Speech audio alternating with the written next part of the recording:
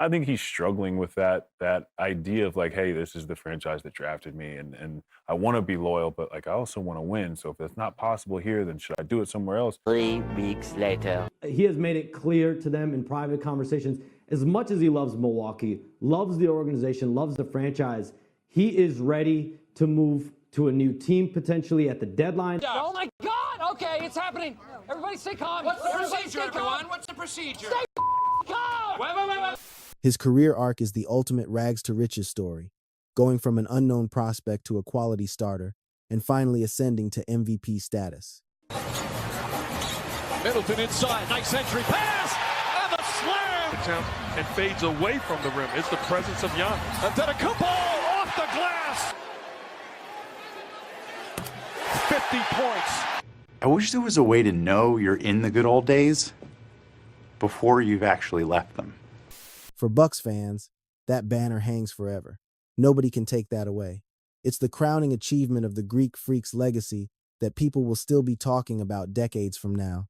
But looking past 2021, the last few years have been depressing, to say the least. You had the 2022 loss to Boston in 7 games with Chris Middleton out, then the first-round exit to the Heat in 2023 with Giannis missing half the series. Then came 2024 with Dame Lillard, losing to the Pacers in 6 while Giannis sat out. And finally, 2025, the nail in the coffin, losing to Indy again after Dame tore his Achilles and Giannis had to go solo despite Kyle Kuzma dropping 36. Lillard goes down, and that's a wrap. How are things going? Not great, Bob. Looking at this trade request now, it's not exactly shocking. For both sides, it's probably time to cut bait. This Bucks roster is going nowhere fast with no clear direction. Giannis still has plenty left in the tank at 31 years old. If you're a fan, you love the guy. But watching Milwaukee play this season has been downright demoralizing. You have a superstar who can still dominate, surrounded by a supporting cast that brings absolutely nothing to the table. If you want to do right by Giannis and the league in general, trading him is the best move for everyone involved. But speaking of a trade, there is one major caveat, a giant asterisk attached to this whole situation. Even though he's only 31, those calf issues are piling up. His injury history is becoming a concern, considering he's missed 58 games over the last 4 years, roughly 20% of the schedule. His playoff availability is basically a coin flip at this point. That is the risk you take in a trade. Is he worth it? Absolutely. When he's on the floor, you're walking into a guaranteed 28 points, 10 boards, and 5 assists on 60% shooting. Pretty incredible stuff.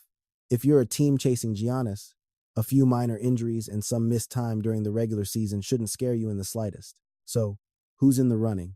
Let's break it down into 3 categories. First up, we have the looking for more group, the Knicks and the Rockets. Both squads are having solid seasons in their respective conferences. The Rockets have an incredibly deep roster loaded with young talent like Sengun, Thompson, and Eason. As currently constructed, Houston is very good, but the West is an absolute gauntlet, and they feel like they are just one piece away from being a legitimate title threat. With Kevin Durant as their best player right now, their championship window is shrinking fast. The guy is going to be 38 years old next season. So if you're a Rockets fan, you go get Giannis and try to win a ring this year or next, because that window isn't staying open forever. All right, let's keep it moving. The Knicks are in a very similar spot. What's saving New York right now is that the East is terrible. Their season so far has been fairly disappointing coming off that conference finals run last year. Over the past 15 games, things have gotten dicey. They've only won 6 times in that stretch, ranking 15th in offense, 22nd in defense, and tied with the Heat for 20th in net rating. My God, what is that smell? Now, moving past the Knicks and Rockets, our next category is the better weather Bucks. I'm talking about the Heat and the Warriors. The problem here is that if either team trades for Giannis, they'll have to gut their entire roster. You'd be left with Giannis, one other star, and a bunch of random role players. If he goes to Miami or Golden State, sure, it's a splashy move, but functionally, you're just creating Milwaukee 2.0 in a nicer climate. He's out of line, but he's right. Next up is Tier 3, the do-something-already group. This features the Bulls and the Hawks teams that seem permanently stuck in the play-in tournament. Being a fan of these franchises is like being stuck in purgatory. You are shockingly mediocre every single year. If you root for Chicago or Atlanta, you are desperate for the front office to just push the chips in, cash in the assets. Go get Giannis. become a real threat in the East, and hope you can contend for a championship down the road. For the Bulls, he'd be the best player since Michael Jordan. For the Hawks, he'd arguably be the greatest player in franchise history. At worst, either team becomes a top 4 seed in the East the moment the trade call is finalized. Finally, we have the things might be rigged here, the Lakers and the Spurs. These two franchises have been spoiled for the entire 21st century.